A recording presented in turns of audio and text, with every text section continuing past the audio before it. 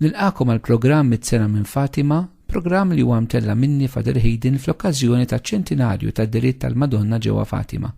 F'dawn il-programmi qegħdin nitkellmu dwar il-messaġġ tal-Madonna f'dawn id-diritt u kif nistgħu ngħixuhom fil-ħajja tagħna illum. Fl-aħħar programm eżisti li għamil dwar dawn il-mit-sena tal-ġrajiet ta' Fatima tkellimna dwar l-ewwel dera tal-Madonna ġewwa Fatima li seħħet fit-13 ta' Mejju 1917 u l-aħħar darba kommentajt ftit id-data ta' 13 ta' Mejju biex nuri li huwa jum marbut mal-Ewkaristija. Hekk se nkompli biċċa nikkummenta anka il-ġrajja tal-ewwel dera. Aħna din nimxu b'dan il-mod, naqra dak li kitbet Sor Luċija u nikkummentaħ bil-mod il-mod.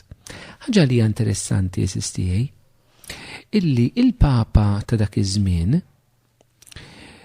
dak ix-xahar stess f'Mejju tal-1917 kien għamel appell talba pubblika lil Madonna biex jitintervjeni u jafda f'idea s-sitwazzjoni tad-dinja.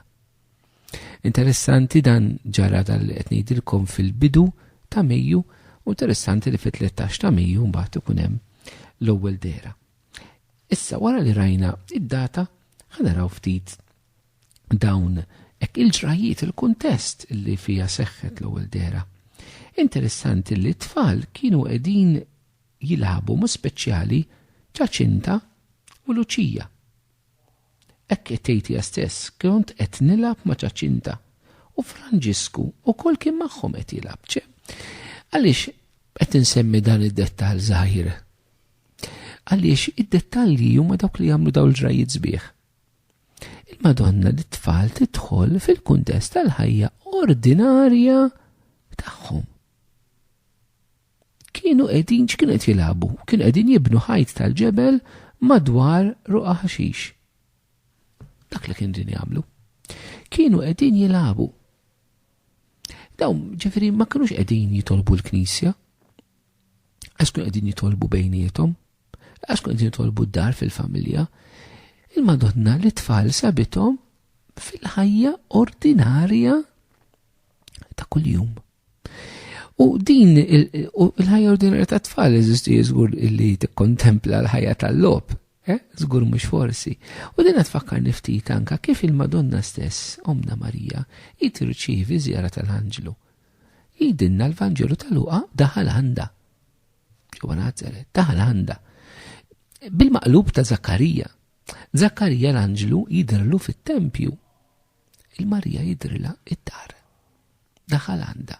Fil-ħajja ordinarja tagħha. X'nistgħu nieħdu eżistiex il-messaġġ mhuwiex tad-diritt ta' Fatima mhuwiex biss fil-kliem, ċertament dak huwa l-iktar importanti, imma huwa l-kuntest kollu li f'ġrajiet bħal dawn isir parabola, isir talima, isir kelma għalina.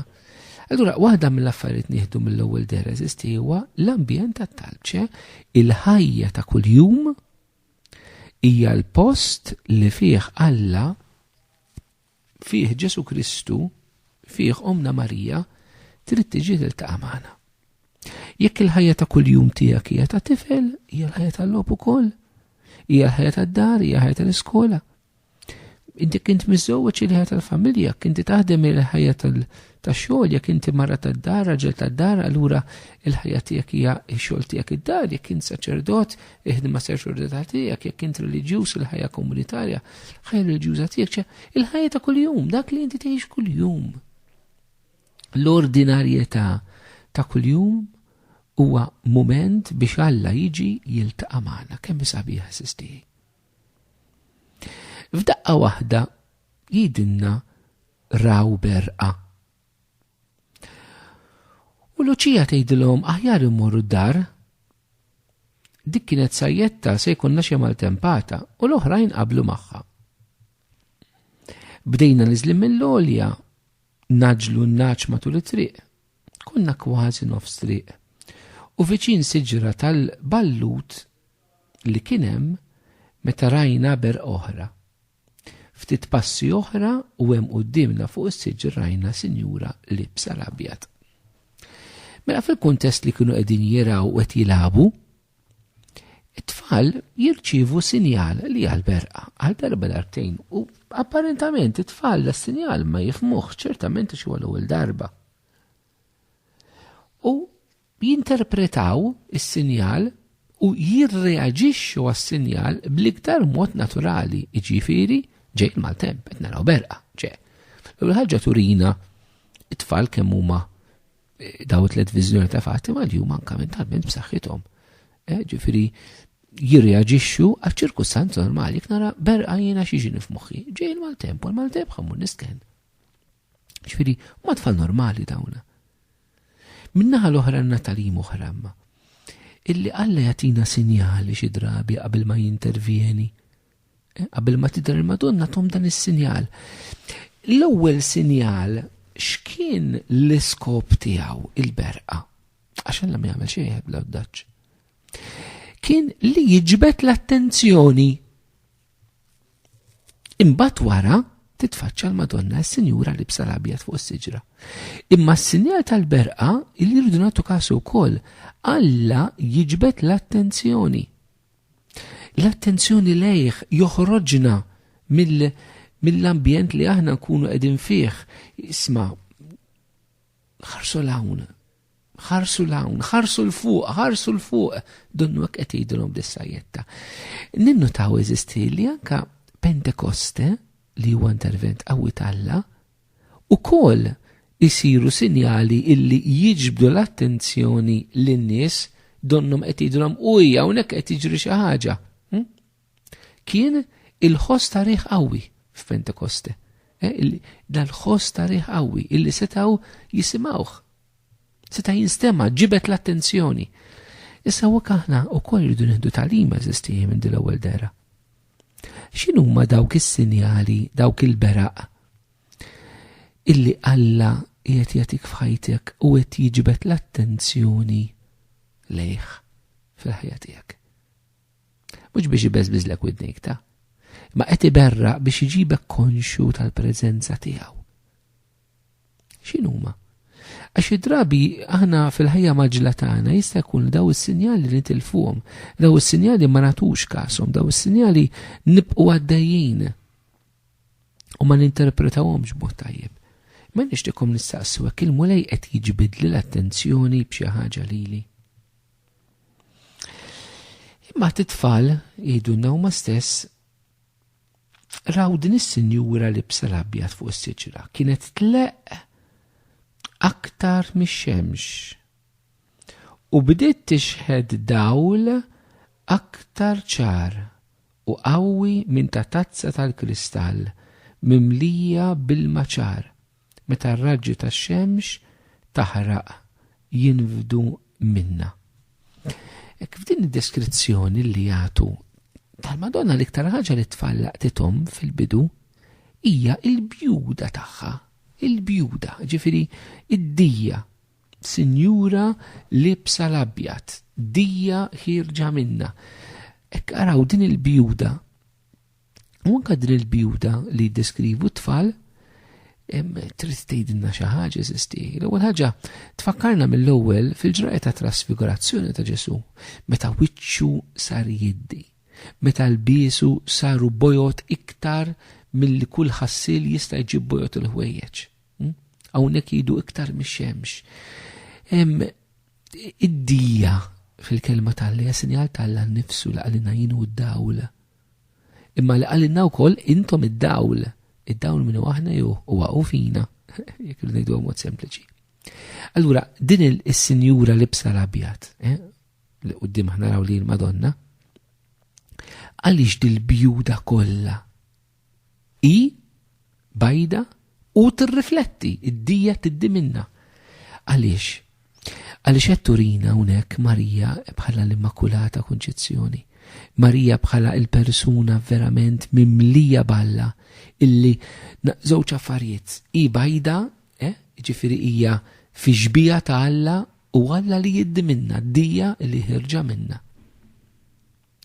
Allura hawnhekk diġà għalkemm m'għandniex kliem, imma id-dera bis-simbolizmi kollha li d-dera ġib magħha, Marija diġà qed iġġib il-preżenza ta' Alla.